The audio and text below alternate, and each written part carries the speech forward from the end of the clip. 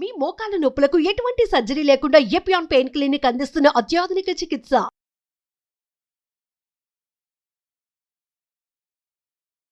Welcome to Suman TV. ప్రస్తుతం మనతో పాటు ఉన్నారు డాక్టర్ ఏ మాలతి శ్యామల గారు, ప్రకృతి వైద్య నిపుణులు, nature cure hospital, Balkampet, Hyderabad. వారితో మాట్లాడదాం. మేడం నమస్తే. మేడం, నిద్రలేమి సమస్యతో చాలా మంది సతమతమవుతున్నారు.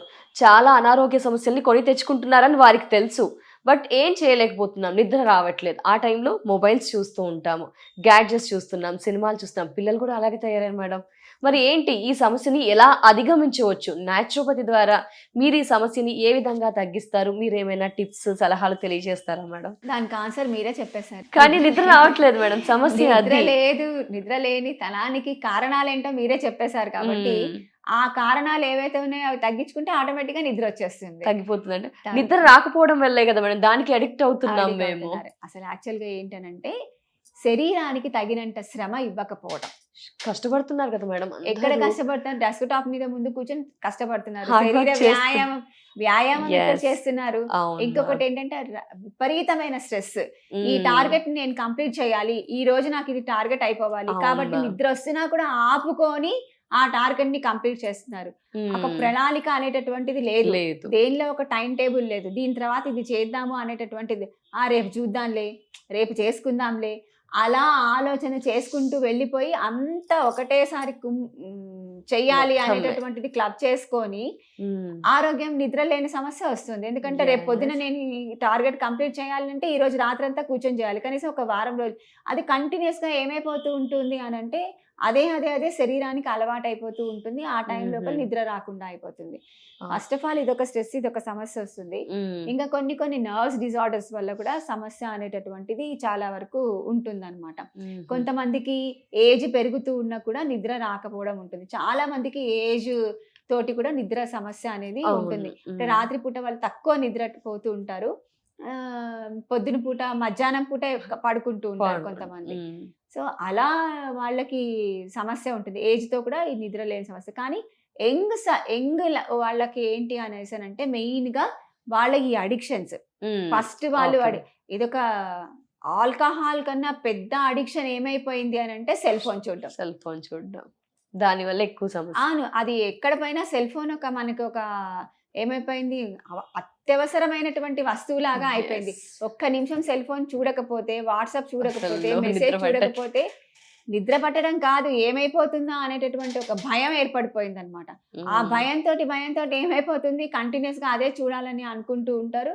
దాంతో నిద్రలేని సమస్య, ఈ సమస్య కాదు, నిద్రలేని సమస్య కాదు, రకరకాల సమస్యలన్నీ కూడా దాంతోనే వస్తున్నాయి అన్నమాట.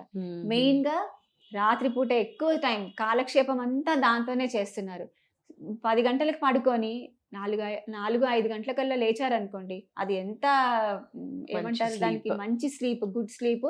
దాంతో ఏమవుతుంది అని అంటే నిద్ర లేనితనం వలన ఒబేసిటీ వస్తుంది. ఫస్ట్ ఆఫ్ ఆల్ మీరు అన్నట్టు ఒబేసిటీ వస్తుంది.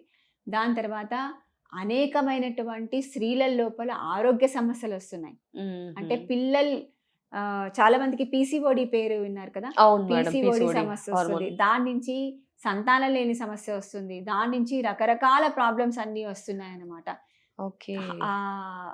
హార్మోనల్ ఇంబ్యాలెన్స్ అనేటటువంటిది కూడా నిద్ర లేనితనం వల్లనే జరుగుతుంది అనమాట. సో వీటన్నిటికీ కారణం ఏంటి? సరి అయినటువంటి వ్యాయామం ఇవ్వకపోవడము, సరి అయినటువంటి ఆహారం తినకపోవడం, టైంకి భోజనం చేయకపోవడం.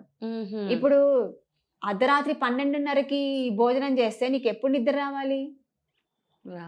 ఎప్పుడో వన్స్ ఇన్ అవైల్. ఇక తప్పని పరిస్థితి 12:30కి 1 గంటకి తినాల్సి వచ్చింది అనుకోండి, సరే తింటే అయిపోతుంది. కానీ కంటిన్యూస్ గా నా భోజనం టైం 12:30 అని అంటే మాత్రం కష్టం అవుతుంది. సో అట్లాంటప్పుడు అది అన్నం సరిగ్గా నిద్ర అరగకపోవటం వల్ల కూడా సమస్య వస్తుంది. అన్నం అరిగిపోయింది అనుకోండి, ఆటోమేటిక్ గా మనకి మంచి నిద్ర అనేటటువంటిది వస్తుంది. ఇంకొకటి మంచినీళ్ళు సరిగ్గా తాగకపోవడం, దానికి కూడా అది సమస్య లింక్ ఉంటుంది. ఎందుకనంటే టాక్సిన్స్ పోవు కదా, దానివల్ల కూడా నీకు సమస్య అనేటటువంటిది ఉంటుంది అనమాట. సో ఇదే కాకుండా చాలా మంది ఏం చేస్తుంటారు, నిద్ర లేదు కదా, మంచి నిద్ర రావాలంటే పాలు తాగండి, లేకపోతే కొంచెం పెట్టుకో, అది పసుపు యాడ్ చేసుకొని పాలు తాగండి గోరువెచ్చగా అలా. అట్లాంటివన్నీ చెప్తుంటారు. కానీ ఒక్కొక్కసారి కొంతమందికి ఏమైపోతుందనంటే ఈ టిప్స్ ఇవన్నీ ఫాలో అవుతుంటే ఎసిడిటీ స్టార్ట్ అవుతుంది, దాని నుంచి నిద్ర లేకుండా పోతుంటుంది. సో ఒకదానికొకటి లింక్ అయిపోతూ ఉంటుంది అనమాట. సో దీనికి మెయిన్ గా మనం ఎలాగా సొల్యూషన్ తీసుకోవాలి అని అంటే, సరి అయినటువంటి ఆహారం తీసుకోవాలి, టైంకి తీసుకోవాలి, త్వరగా రాత్రి పూట త్వరగా జీర్ణమయ్యేటటువంటి ఆహారాన్ని తీసుకోవాలి. అంటే నాన్ వెజిటేరియన్ అనేటటువంటిది రాత్రిపూట ఎంత తీసుకోకుండా ఉంటే అంత మంచిది. ఎందుకనంటే నాన్ వెజిటేరియన్ ఫుడ్ అరగడానికి చాలా టైం పడుతుంది, వెజిటేరియన్ ఫుడ్ అయితే త్వరగా అరిగిపోతుంది. కాబట్టి మంచి నిద్ర అనేటటువంటిది మనకి వస్తుంది అన్నమాట. సో ఇంకొకటి ఏంటి అంటే మంచినీళ్ళు తక్కువగా తాగడము, ఇంకొకటి స్ట్రెస్ చేయడం. అంటే స్ట్రెస్ లేనటువంటి వాళ్ళు ఎవరు, అందరూ స్ట్రెస్ ఉన్నటువంటి వాళ్ళే. బట్ కాకపోతే ఏంటంటే దాన్ని మనం ఒక ప్రణాళిక కింద మనం తగ్గించుకోవాలి, దాన్ని మనం చేసుకోవాలి, ఓవర్కమ్ చేయాలి. ఇంకా దానికన్నా ఏంటంటే మెడిటేషన్ అనేటటువంటిది చాలా ఇంపార్టెంట్. ఏ విధంగా మెడిటేషన్ చేసుకోవచ్చు? ప్రాణాయామ, బ్రీతింగ్ ఎక్సర్సైజెస్ కొన్ని ఉంటాయి. శీతలి, శీతకారి అని ప్రాణాయామ ఎక్సర్సైజెస్ ఉంటాయి. ప్రాణాయామ ఉంటుంది, అవి ఎక్సర్సైజెస్ కాదు, ప్రాణాయామం ఉంటుంది. ఎక్సర్సైజెస్ కి ప్రాణాయామకి చాలా తేడా ఉంటుంది. సో ఈ ప్రాణాయామ అనేటటువంటిది రెగ్యులర్ గా అలవర్చుకోవాలి. ఇప్పుడు రోజులో 24 గంటల్లో కనీసం ఒక 10 నిమిషాలైనా ప్రాణాయామ, ధ్యానము అనేటటువంటిది చెయ్యాలన్నమాట. ఈ రెండు చేస్తే ఏ సమస్య అయినా కూడా తగ్గే అవకాశం ఉంటుంది. ఎందుకంటే హ్యాపీ హార్మోన్స్ అని అంటాం కదా, ఆ హ్యాపీ హార్మోన్స్ అనేటటువంటివి రిలీజ్ అయ్యేటటువంటి అవకాశం ఎక్కువగా ఉంటుంది ధ్యానం చేస్తే. ప్రాణాయామ చేయటం వల్ల కూడా శరీరం అంతా చల్లబడుతుంది. ప్లస్ ఇంకొక అంటే చల్లగా అంటే మెటబాలిక్ యాక్టివిటీ అనేటటువంటి సమతుల్యం అవుతుంది అన్నమాట. సో బీపీ ఉన్నటువంటి వాళ్ళకి బీపీ కంట్రోల్ అవుతుంది, స్ట్రెస్ ఉన్న వాళ్ళకి స్ట్రెస్ కంట్రోల్ అవుతుంది, థైరాయిడ్ సమస్య ఉన్న వాళ్ళకి అది కంట్రోల్ అవుతుంది. అలా ఈ ప్రాణాయామ చేయటం వల్ల మనకి లాభాలు ఉంటాయి. ఇన్ని నిమిషాలు, ఎగ్జాక్ట్ ఎన్ని నిమిషాలు చదవాలి? ఏజ్ బట్టి డిఫరెన్స్ ఉంటుందా? మేల్స్ ఫీమేల్స్ ఎవరైనా? అందరూ చేయవచ్చు, వాళ్ళ యొక్క దీన్ని బట్టి చేసుకోవచ్చు. దానికి అలా ఏమీ ఉండదు, ఏజ్ని బట్టి దానికి అట్లా ఏం డిఫరెన్స్ ఏమి ఉండదు. ఎవరైనా కూడా పురుషులు 10 to 20 అలా ఏమీ ఉండదు. ఆడవాళ్ళకి మగవాళ్ళకి అనేది అందరికీ ఒకటే రకంగా చూసుకోవాలి. అంటే ఆ బ్రీతింగ్ మీద కాన్సన్ట్రేట్ చేయాలన్నమాట. ఎక్కువసేపు మనం కుంభకం అని చేస్తాం కదా, ఎక్కువసేపు బ్రెత్ ని హోల్డ్ చేయాలి.